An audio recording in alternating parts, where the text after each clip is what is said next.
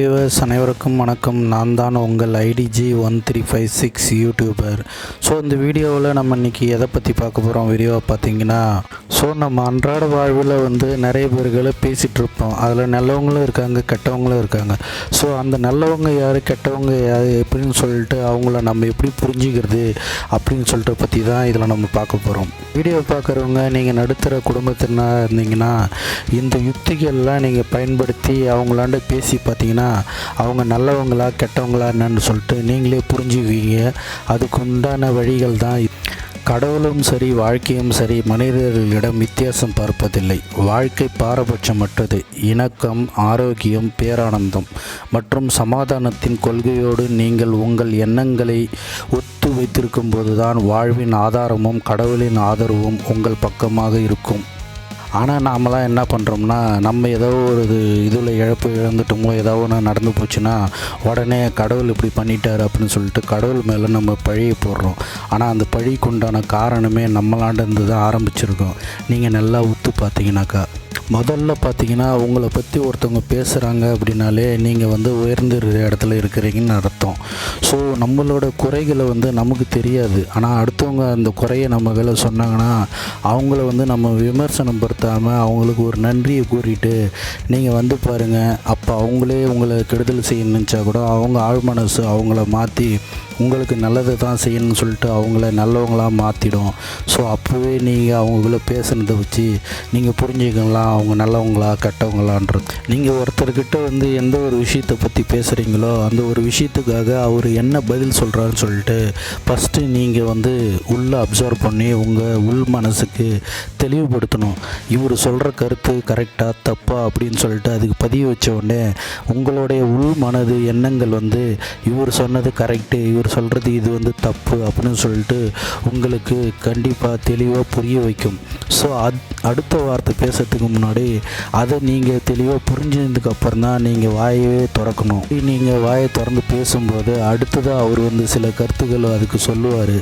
திருப்பணும் நீங்கள் அதை ஆழ்மனதுகளை கொண்டு போய் பதிய வச்சு நீங்கள் திருப்பணும் அதனுடைய கருத்தை எடுத்து அதில் நல்லது கெட்டதுன்னு நீங்கள் தீர்மானித்து நீங்கள் திருப்பணும் அடுத்த வார்த்தை பேசணும்.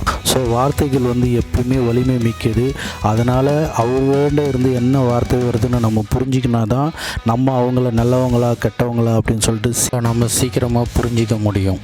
அடுத்ததாக பார்த்தீங்கன்னா, நீங்கள் ஒருத்தராண்டு பேசும்போது நான் முன்னாடி சொல்லியிருந்தேன், அவர் நல்லவனாக பேசுகிறாரா நமக்கு தீயவைகளாக சொல்கிறாரா அப்படின்னு சொல்லிட்டு நான் சொல்லியிருந்தேன். அப்படியாப்பட்ட இரண்டுமே கிடையாது.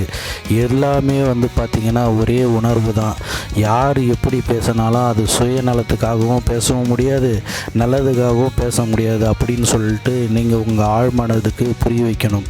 எது நடந்தாலும் நம்ம எதிர்கொள்ள தயாராக இருக்கிறேன் அப்படின்னு சொல்லிட்டு நீங்கள் உங்கள் ஆழ்மனசை நம்ப வைக்கணும். அப்படி நம்ப வைக்கிறதுனால அவர் பேசுனதுனால உங்களை குறை கூறுனதுனால அவர் கெட்டவரும் கிடையாது, அவர் சொல்கிறதுனால நீங்கள் கெட்டவர் ஆக போகிறதும் கிடையாது. அதனால் சீக்கிரமாக நம்ம ஜட்ஜ்மெண்ட் பண்ணிடலாம். அவர் சொல்கிறது எல்லாமே நமக்கு எந்த விதத்திலும் பாதிக்காதுன்னு சொல்லிட்டு. அதனால் சீக்கிரமாக அடுத்தவங்களை பேசும்போது நம்மளை தெளிவுபடுத்துறதுக்கு இதுவும் ஒரு யுக்தி.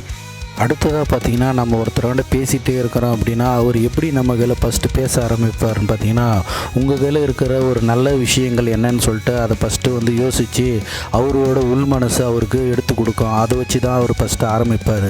அடுத்ததாக பார்த்திங்கன்னா, சந்து கேப்பில் உங்களை பற்றின தப்பான கருத்துக்கள் எதனா இருந்ததுன்னா அதையும் அப்படியே போக்குவாக்கில் அவர் சொல்லிவிடுவார்.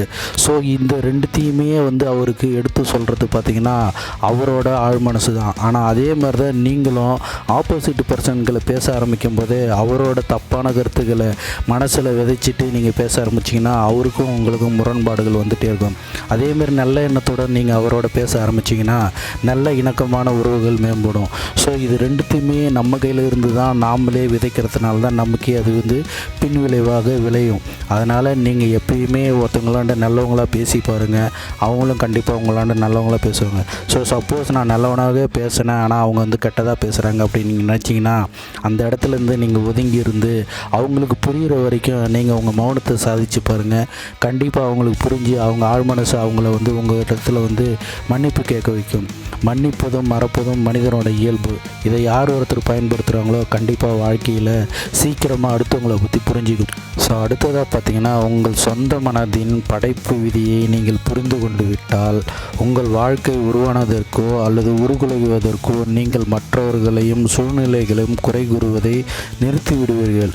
அதனால் என்ன நடக்கும் என்றால், அடுத்தவர்களிடத்தில் நீங்கள் பேசும்போது மிக சீக்கிரமாகவே அவர்கள் நமக்கு நல்லது செய்தார்களா கெட்டது செய்தார்களா என்பதை நீங்கள் புரிந்து கொள்வீர்கள். ஸோ இந்த தகவல் உங்களுக்கு பிடிச்சிருந்ததுன்னா லைக் பண்ணுங்கள், ஷேர் பண்ணுங்கள், கமெண்ட் பண்ணுங்கள். மீண்டும் ஒரு நல்ல தகவலுடன் உங்களுடன் இணைகிறேன். நன்றி, வணக்கம். உங்கள் IDG 1356 யூடியூபர்.